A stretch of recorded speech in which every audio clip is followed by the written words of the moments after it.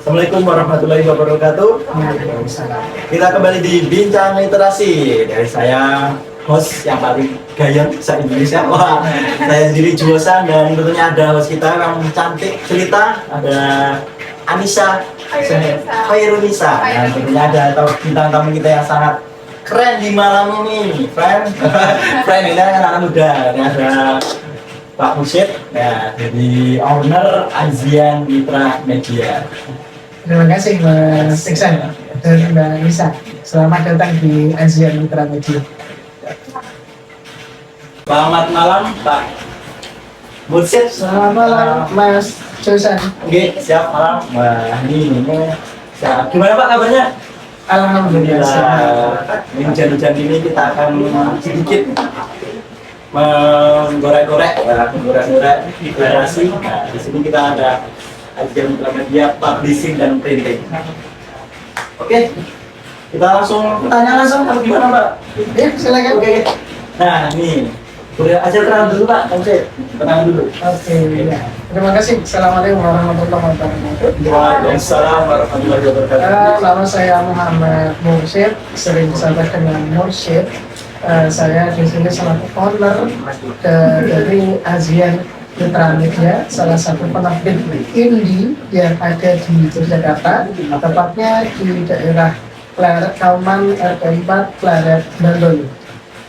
Gitu. Oh gitu ya. Ya udah, ini Bantul ya, di Pleret nih Pak. Ya, di Pleret kita tepat di depan situs Masjid Kauman peninggalan Kerajaan Mataram. Nah, ingat-ingat ya teman-teman. Jadi mudah untuk menemukan lokasi kita. Nah, jadi Kauman, Masjid Kauman, apa tadi? Situs Masjid Kauman Pleret. Pleret. Nah, itu ingat ya, jangan lupa besok kalau teman-teman yang mau ingin publishing atau printing langsung aja di sini di Azian Mitra Media. Nah, ini langsung tanya aja yang pertama, Pak, gimana Pak? Jadi sejarahnya Azian bisa terwujud ke dirinya ini gimana, ada sejarahnya bagaimana Pak? Azian itu didirikan sejak tahun 2016 tepatnya secara resmi. Namun sebelum tahun 2016 tentu ada sejarah panjangnya yang mengawal kenapa penerbit ini muncul gitu. Jadi awalnya muncul dari kegelisahan saya sendiri. Waktu itu kebetulan saya melihat jumlah buku terkait dengan tema-tema perpustakaan itu masih minim, khususnya ketika kita datang ke toko buku. Nah, kenapa saya berpikir di situ buku dengan tema perpustakaan itu masih minim? Karena selama ini buku-buku tema perpustakaan didominasi oleh penerbit-penerbit besar yang notabene mereka selalu menilai buku perpustakaan ini tidak mempunyai pangsa pasar, sehingga itu juga mempengaruhi jumlah terbitan keilmuan perpustakaan yang ada di pasaran. Berangkat dari kegelisahan itu, akhirnya saya punya inisiatif, saya harus menjadi pelopor ataupun saya harus menjadi memberikan kontribusi dalam bidang penerbitan, khususnya membantu para pustakawan ataupun orang yang ingin menerbitkan buku di bidang perpustakaan. Awalnya dari idealisme itu. Nah, seiring sampai sekarang, alhamdulillah kami sudah menerbitkan cukup banyak buku-buku dengan topik perpustakaan yang saya yakin ketika dibandingkan dengan penerbit besar, katakan Gramedia ataupun yang lainnya, insya Allah jumlahnya masih banyak di tempat kami. Kenapa demikian? Karena dengan penerbit Azian di sini kita berangkat dengan model indie. Apa itu indie? Jadi kalau berbicara penerbitan itu ada dua, penerbit mayor dan penerbit indie.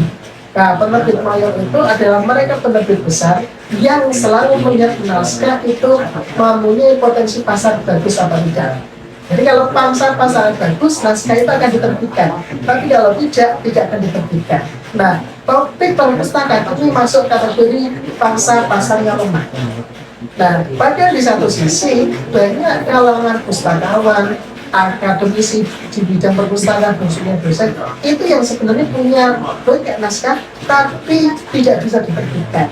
Nah, akhirnya kami hadir membantu mereka untuk bisa menerbitkan. Contohnya ini, beberapa topik-topik buku yang kita terbitkan, ini ada menuju sukses tata kelola perpustakaan desa. Ini kalau cari di toko buku tidak ada topik ini. Terus ada juga lagi literasi, pandemi, dan pustakawan. Masih banyak lagi, ada komunikasi ilmiah, ada apa ini, milenial era, dan ini semua kami terbitkan melalui ASEAN Mitra Media.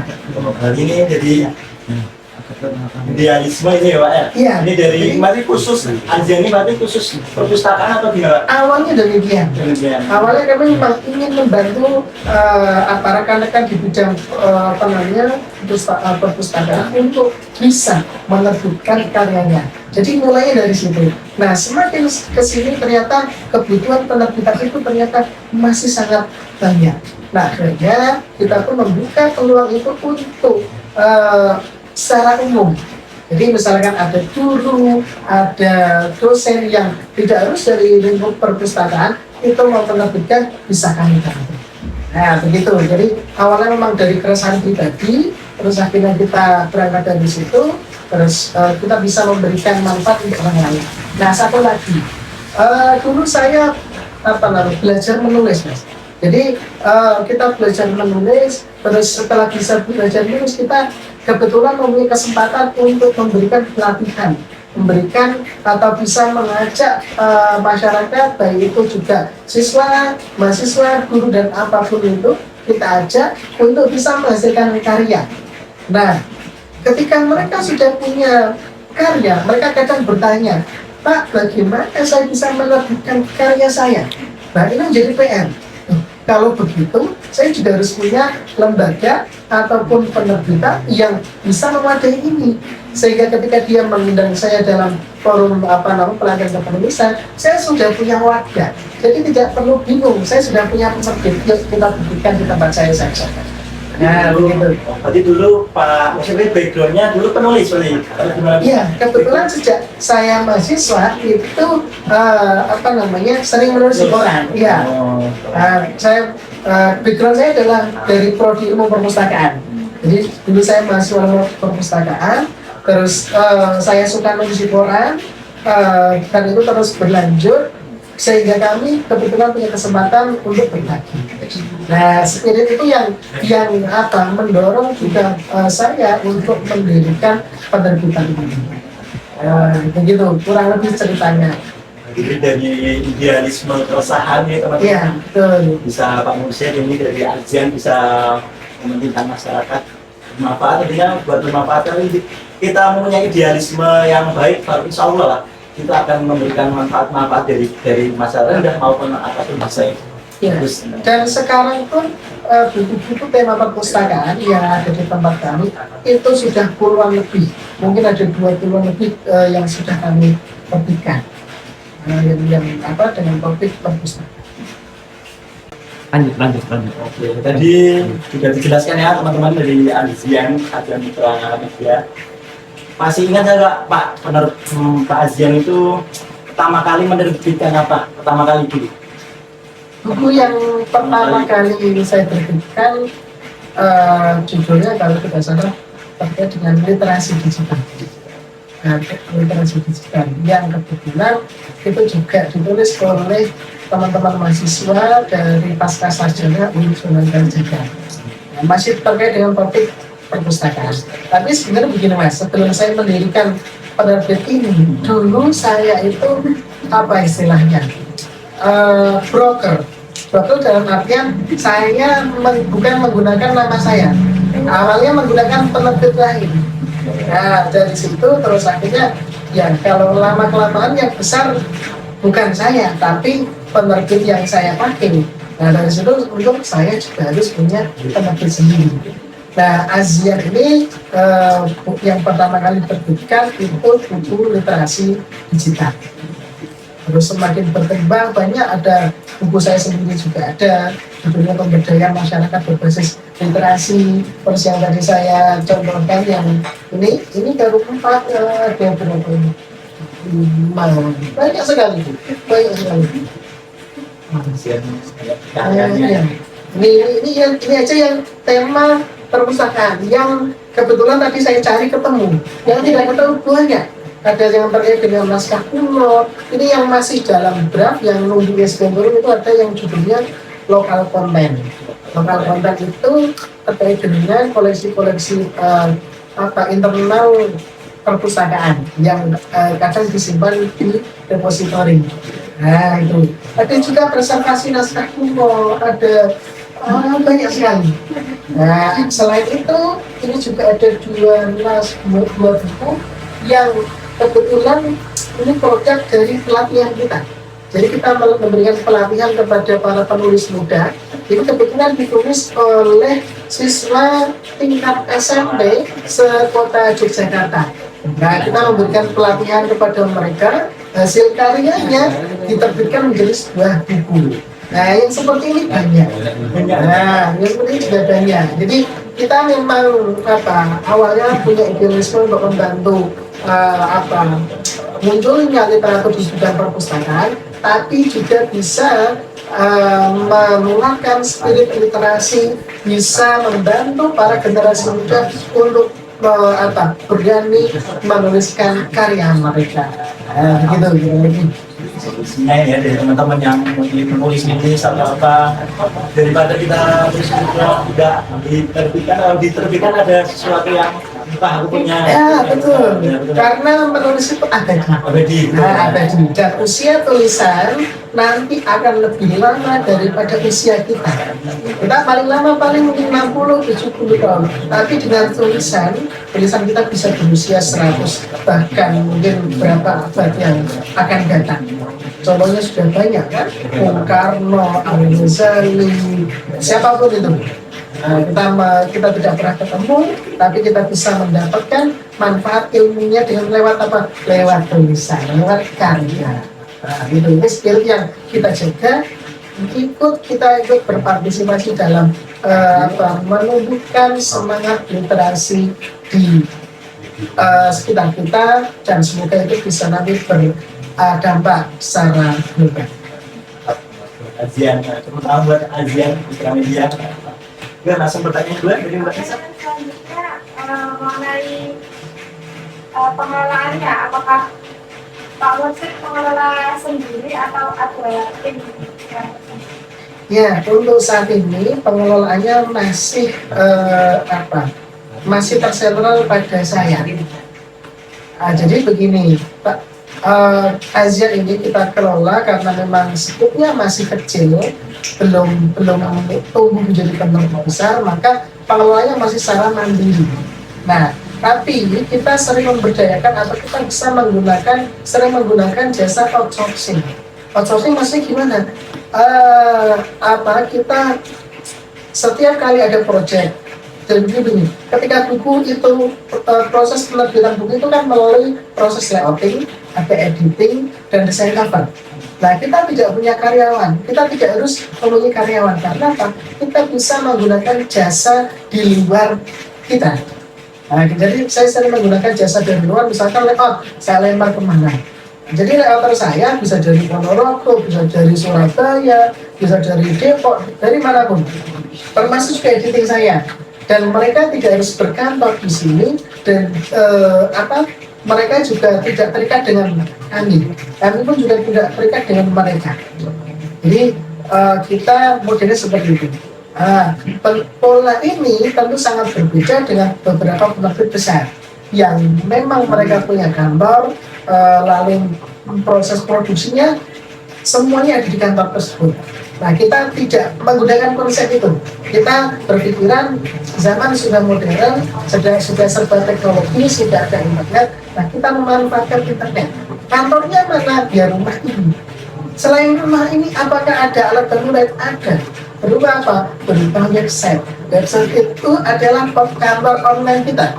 Nah, karena dari website itu orang bisa mendapatkan informasi 24 jam. Berbeda kalau kantornya fisik, kantornya tutup, orang tidak mendapatkan informasi.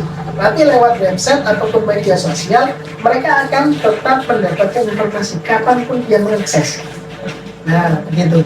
Jadi selama ini kita masih dikelola sendiri, tapi tidak menutup kemungkinan nanti ke depan kita akan punya karyawan atau bahkan punya kantor tetangga. Nah, tapi untuk sebelum menuju ke sana, saat ini pengelolanya masih berpusat di sini.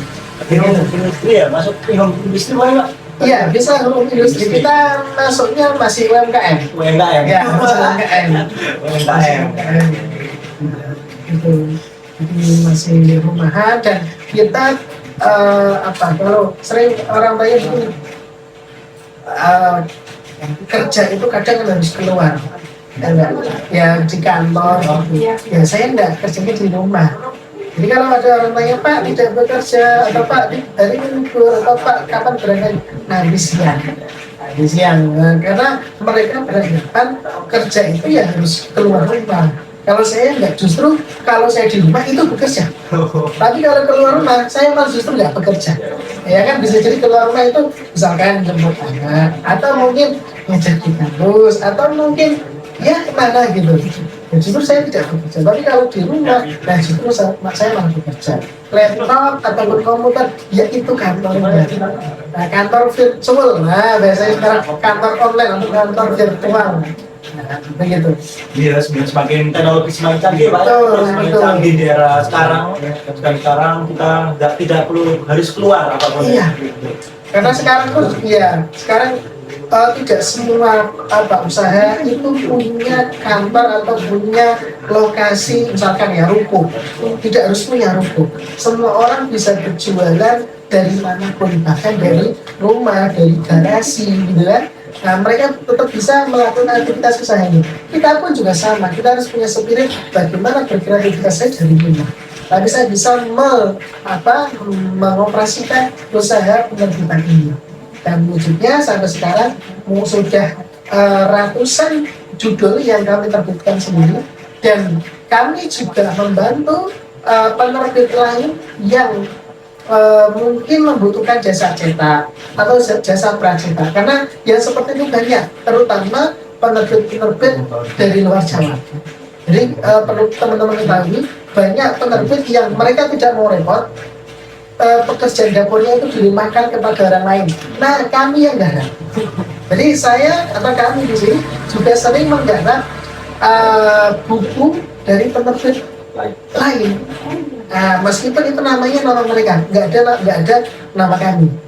Nah, nggak apa-apa, kita memberikan jasa pracetak sampai cetaknya.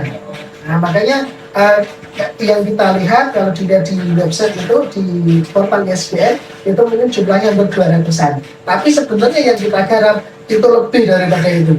Dan jumlah eksemplar yang kita cetak mungkin sudah ratusan ribu lebih.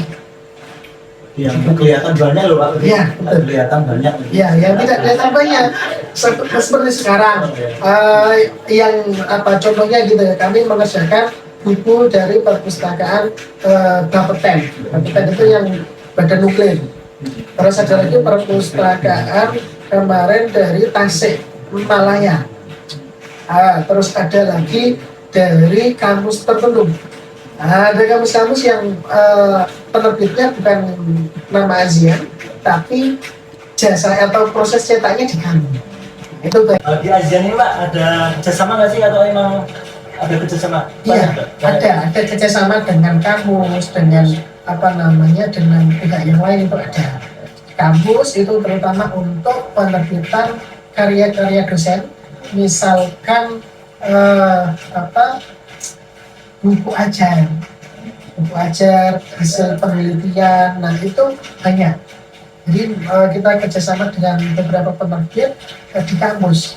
Nah, karena kampus itu juga harus punya penerbitan, tapi tidak semua kampus itu punya SDM. Punya SDM yang menguasai di bidang penerbitan. Nah, itu kadang mereka pelit atau cari jasa dari luar. Nah, kita sediakan jasa, kita bisa mengerjakan itu. Dan yang seperti itu banyak. Oh iya. Iya, banyak. Nah ini teman-teman ya, ini ASEAN. Nah, pasti Pak kasih tahu dong, ini dari ASEAN media sosialnya apa saja nih, biar teman-teman pada tahu. Wah, ada apa saja yang dibuat promosikan di ASEAN Pak? Ya, kita website ada. Ada. Website itu nanti itu di azianmitramedia.com. Di situ ada beberapa contoh buku yang sudah kami terbitkan. Terus ada juga di Instagram penerbit Azian. Terus ada juga di Google Maps ya. Nah, Google Maps itu kalau teman-teman lihat itu ada fotonya, ada beberapa kegiatan di situ. Memang kita posting di situ untuk apa? Karena kadang pola perilaku orang mencari informasi sekarang itu salah satunya menggunakan Google Maps. Misalkan kita mau makan, cari keyword resto terdekat. Nah, pasti muncul di situ, ya kan? Lalu kita akan mengeklik reviewnya bagus apa tidak. Jadi kita lihat, oh bintangnya ternyata 4. Nah, setelah kita tahu bintangnya 4, kadang kita akan melihat komennya bagaimana, ada fotonya apa enggak, meyakinkan apa enggak. Nah, itu mempengaruhi orang dalam mengambil keputusan. Kita seringkali meng-cancel, kita misalkan mau servis HP ke counter A, tapi kali kita lihat ternyata kok reviewnya kok jelek ya, kita nggak jadi ke situ. Akhirnya kita mencari yang review bagus. Nah, itu juga dari Google Maps itu bisa. Dan beberapa klien ternyata saya tanya, kok tahu hasil dari mana? Dari Google Maps. Nah, saya juga nggak tahu, ternyata ada yang mencari dari Google Maps. Ada yang dari review itu misalkan resensi di koran ataupun di blog. Jadi ada orang yang mereview buku terbitan kami, ditulis di blognya, ternyata ada orang lain membaca. Nah, kok tertarik? Nah, kita kontak ke kami. Nah, itu ada. Terus ada juga kita di Google Playbook, Google Play Store itu. Nah, di situ kita juga beberapa buku koleksi e-book kita pasang di sana. Jadi orang pun juga tahu apa saja koleksi buku yang ada di Azian Mitramedia. Kurang lebih begitu. Ya teman-teman, nanti ada di website ya, www.azanmitramedia.com. Nah itu, terus ada Gmail ya, yang pertama AZJANPUBLISHING Azian Publishing.com. Ada WA-nya juga loh Pak Ustaz. Ada nih.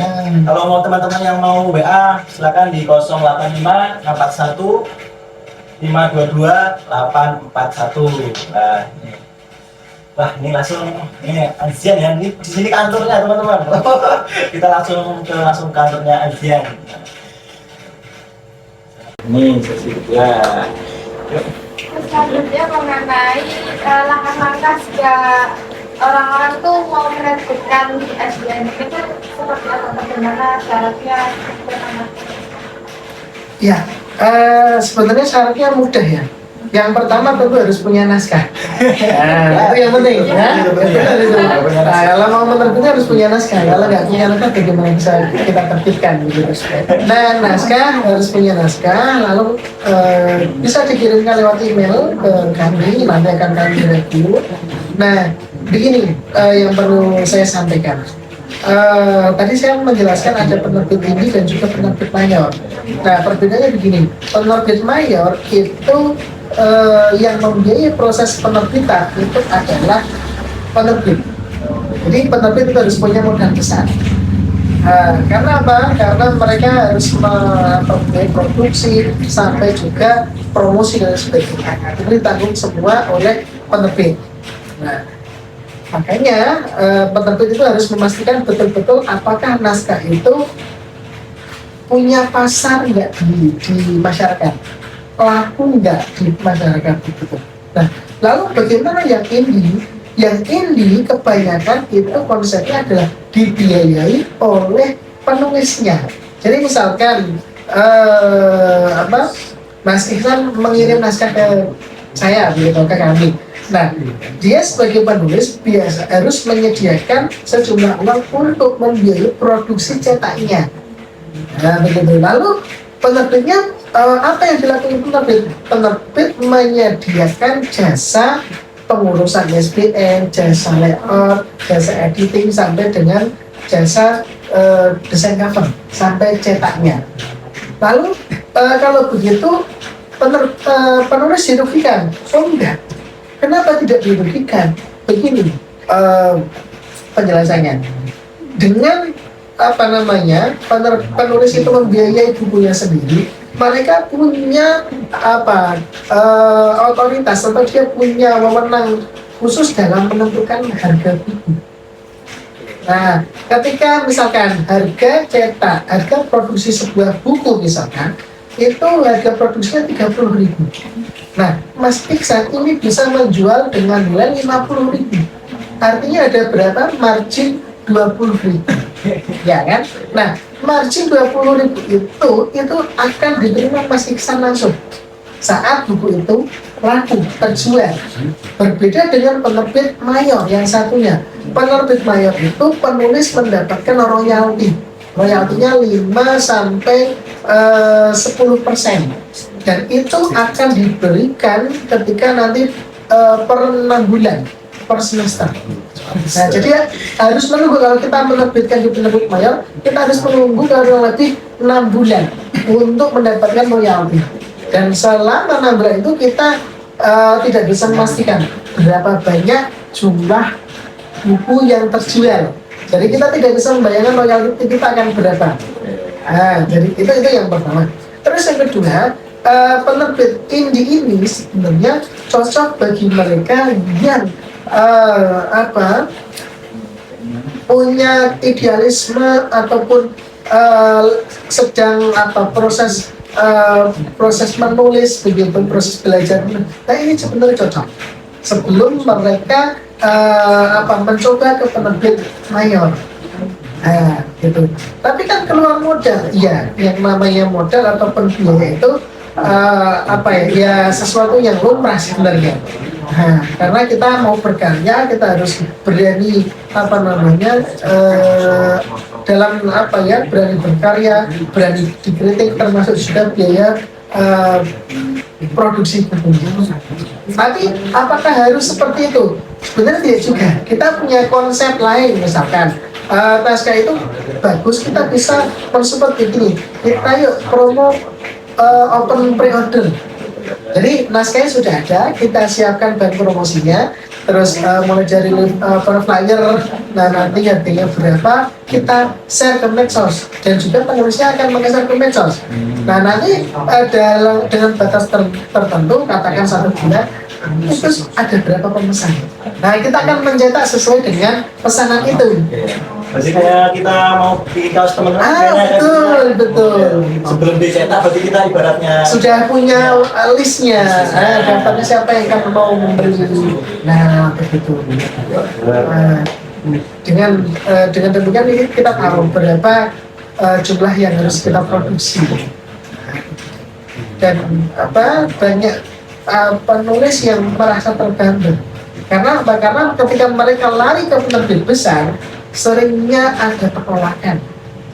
Dan tidak setiap orang itu siap untuk ditolak. Sudah punya banyak pernah ditolak? Gimana rasanya? sakit. Apalagi punya karya, sudah nulis, sudah mengeluarkan lagu, tenaga pikiran, tiba-tiba ditolak. Nah, kadang ada orang yang tidak siap ditolak. Kalau tidak siap ditolak, lari ke penerbit ini. Oh iya. Nah, itu. Sekarang musik pun juga banyak yang ini kan.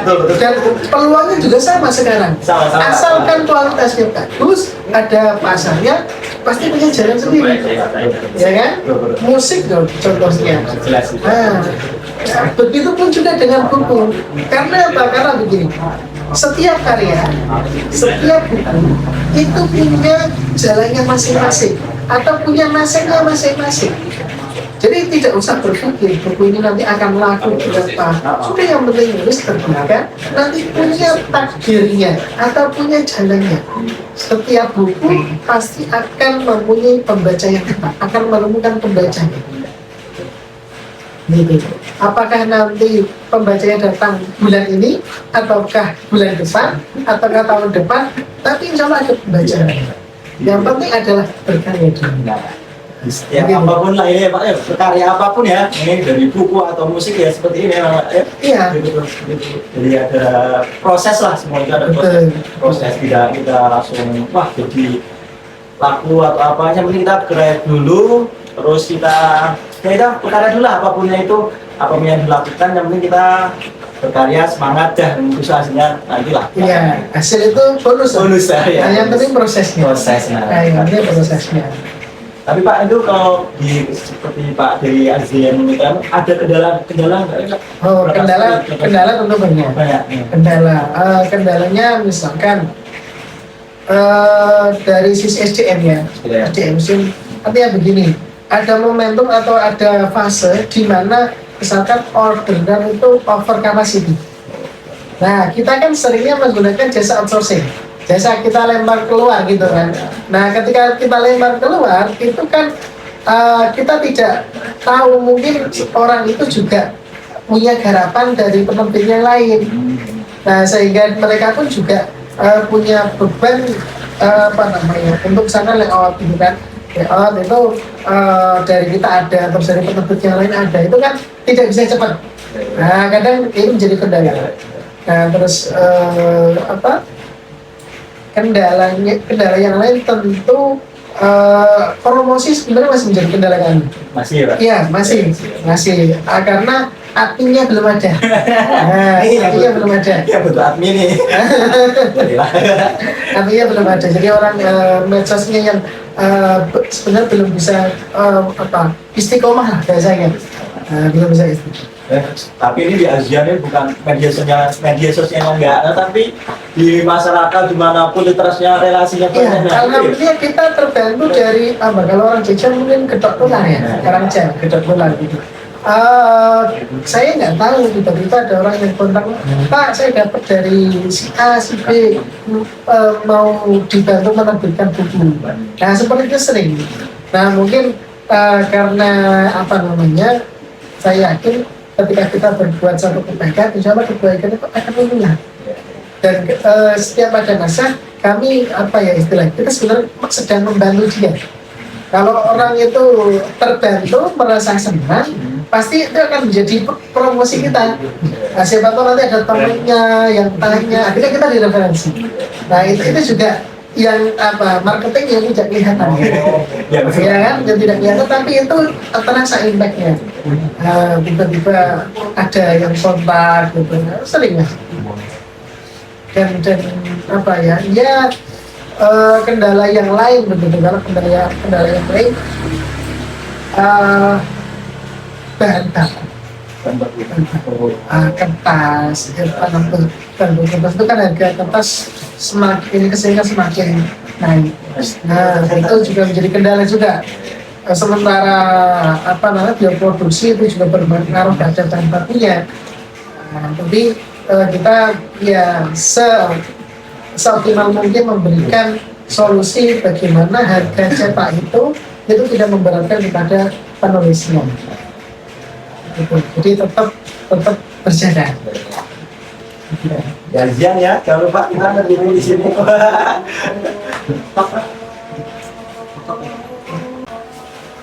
Ya, kita lagi di bidang literasi. Oke, langsung saja. Alhamdulillah itu yang pertama kali bagaimana cara mengatasi solusi mengatasi kendalanya itu. Nah, kendalanya misalkan tadi yang over capacity begitu ya. Kita sering akhirnya kita juga mencari jadi kita mencari SDM yang lain yang bisa membantu. Jadi kalau misalkan kita sudah punya level 1 terus ternyata over capacity, ya teman kita harus mencari opsi yang lain. Kadang juga kita kontakkan dengan penerbit teman kita, sama penerbit levelnya slow apa enggak. Kalau slow kita biasanya pinjam ke mereka. Selanjutnya mengenai solusi untuk mengatasi beberapa kendala yang dialami tadi itu bagaimana? Oke, kendala yang pertama SDM. Ketika katakan over, nah itu mereka over capacity, ya yang kami lakukan biasanya mencari tenaga yang apa namanya dari pihak yang lain. Contohnya, misalkan kita di Jogja ini banyak penerbit, lalu kita juga punya banyak teman. Nah, dari beberapa penerbit itu yang mereka punya leoparд tetap. Nah, kita pinjam. Leopardnya sedang solo apa enggak? Kalau solo, ya kita minta untuk membantu. Nah, itu solusinya seperti itu. Terus yang untuk apa namanya solusi medosnya, nah ini memang belum ketemu yang solusi yang pakainya seperti apa. Cuman kita bergerak semampunya dulu. Semampunya dalam arti apa? Ya promosi kegiatan, promosi apa namanya kegiatan penerbitan buku-buku baru, nah itu yang kita kita lakukan.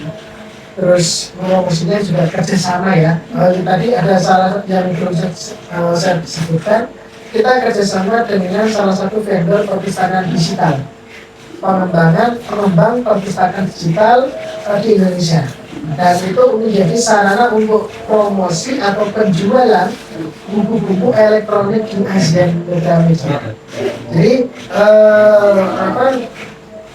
mereka mengembangkan perpustakaan digital untuk perguruan tinggi, sekolah, LSM dan pemerintah ataupun pihak-pihak lain. Nah, kita masuk ke sini. Jadi nanti buku-buku dari ASEAN itu sudah bisa dibeli di perpustakaan digital itu. Misalkan ada perpustakaan dari kampus A, nah mereka mau punya perpustakaan digital. Nah dia membeli buku-buku elektronik. Nah bisa nanti koleksi ASEAN di sini. Nah terus untuk solusi yang lain, misalkan tadi untuk bahan baku begitu ya. Ya kita biasanya mencari distributor yang bisa harganya lebih murah. Dan biasanya kita bisa mengakali di gram-gramnya. Jadi begini, kalau cetak buku itu kan ada gram kertasnya. Nah, kalau harganya kita biasanya sering menggunakan 40 gram. Nah, 10 gram. Kita pakai untuk cetak buku itu tidak 10 gram, tapi 57 gram atau mungkin 60 gram. Nah, itu solusinya seperti itu. Dan itu sering dipakai buku-buku yang novel, jadi lebih tipis. Bukunya gramnya lebih tipis. Dan itu cukup untuk mengurangi ongkos produksi di situ. Terus ini kendala yang lain? Teknisnya kan dari kan penting. Terus kondisi itu dari teman-teman masih gimana ya? Kalau prosesnya itu gimana ya? Antara publishing dan printing ini dua yang berbeda. Nah, sering kali kita gagal. Nah, ada wilayah publishing, ada wilayah printing. Jadi dalam siklus penerbitan itu yang masuk wilayah publishing itu begitu naskah masuk, lalu kita layout, kita edit, terus kita layout, begitu kita layout, terus kita buatkan desain covernya, lalu kita urus ISBN. Teman-teman ya, ISBN itu yang di belakang ini, International Standard Book Number. Nah, itu kita urus ISBN. Jadi ISBN itu sudah keluar, maka proses penerbitan sebetulnya sudah selesai. Itu buku sudah terbit karena sudah punya nomor ISBN. Yang utama ISBN lah. Iya, ISBN. Karena ini yang identitas. Kalau KTP ya NIK begitu ya. Ini setiap buku punya ISBN masing-masing. Jadi tidak mungkin ISBN itu sama untuk beberapa judul, tidak mungkin. Karena ini sifatnya unik. Nah, selesai ISBN terbit, maka selanjutnya masuk ke proses cetak atau printing. Nah, printing itu ya nanti masuknya misalkan cetak isi, terus print cover, terus nanti dinding atau penjilitan ini, terus nanti pemotongan, terus sering atau wrapping plastik, finishing, nah itu masuk ke wilayah printing atau cetak. Nah, tapi kebanyakan orang pahamnya ya penerbitan itu sudah sekaligus cetak. Dan itu tidak salah karena ya rata-rata memang jasanya seperti itu. Ya penerbitan plus percetakan. Makanya di tempat kami kan ada printing. Bagaimana kami sebutkan publishing dan printing? Karena kita bisa membantu cetak dari penerbit lain. Tadi yang saya sampaikan, kita sering menggarap dari penerbit lain. Untuk apa? Untuk mencetak. Mencetak bukunya. Begitu. Dan ya tadi saya sampaikan, ya seperti itu banyak. Yang kita garap tapi bukan punya kita sendiri. Dan sekali lagi teman-teman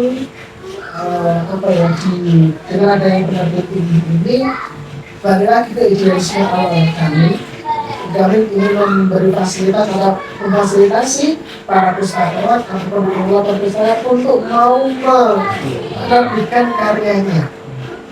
Agar masyarakat itu semakin kenal dengan perpustakaan. Permasalahannya kan begini, orang mau tahu perpustakaan, mereka mau membaca buku, ternyata bukunya tidak ada. Ya, lalu bagaimana orang bisa mengenal perpustakaan? Karena tidak ada literaturnya. Dengan adanya semakin banyak buku-buku dengan topik perpustakaan, itu juga sekaligus mengenalkan masyarakat terkait apa itu perpustakaan, apa saja yang ada di dalamnya. Perpustakaan bukan sekedar buku, tapi ada bagaimana informasi, pengelolaan informasi, bagaimana cara kita menyeleksi informasi itu paling tidak, dan masih banyak gitu. Dan terkait dengan penerbitan, terlebih bagi orang yang punya background ilmu perpustakaan itu sangat dekat sekali. Karena bagaimana? Setiap hari kita akan menyentuh buku, ya kan? Kita tahu itu apa ISBN. Nah, maka kita juga harus tahu bagaimana sebuah buku itu berproses, buku itu lahir. Nah, itu menjadi penting. Karena dengan skill itu, ini ternyata bisa menjadi sebuah kemampuan yang teman-teman jual ke masyarakat. Kita di perpustakaan belajar banyak terkait dengan jasa pengelolaan informasi, penerbitan buku. Nah, itu jadi boleh. Jadi saya terjun ke penerbitan juga salah satunya berkah kuliah di jurusan ilmu perpustakaan. Gitu. Ya, itu yang kalau sekolah ya, dan jangan pernah takut berkarya ya. Karena begini, setiap karya itu punya nasibnya kan. Saya contohkan ini, buku ini dibeli oleh Perpustakaan Nasional untuk disumbangkan ke perpustakaan desa yang ada di Indonesia. Kita tidak pernah menyangka buku ini ternyata pernah dibeli oleh Perpustakaan Nasional dihibahkan untuk perpustakaan desa se-Indonesia. Dan saya pun juga ada satu buku yang dibeli Perpustakaan Provinsi Jawa Timur dan Perpustakaan Provinsi DIY, dibeli untuk dijadikan bantuan ke taman bacaan ataupun ke perpustakaan desa. Nah, kita tidak pernah menyangka, ya kan? Kita tidak pernah menyangka karena dari lagi setiap karya itu punya nasibnya. Tugas penulis, tugas penerbit, pembantu menerbitkan karya. Nah, jadi kalau Anda punya karya, silakan ke ASEAN, insya Allah akan dibantu untuk menerbitkan bukunya. Ya, teman jangan lupa ya, punya karya, yang penting suka nulis nih, yang penting suka nulis atau apa, penting di perpustakaan. Kalau perpustakaan nggak cuma buku aja ya, teman.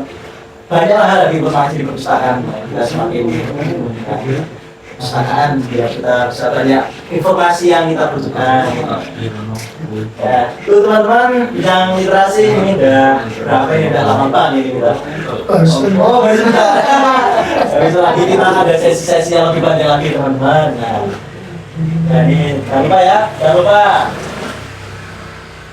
follow Azian Mitra Media. Oke Pak, Musik. Terima kasih waktunya Mas Isan dan Mbak Nisa. Ya.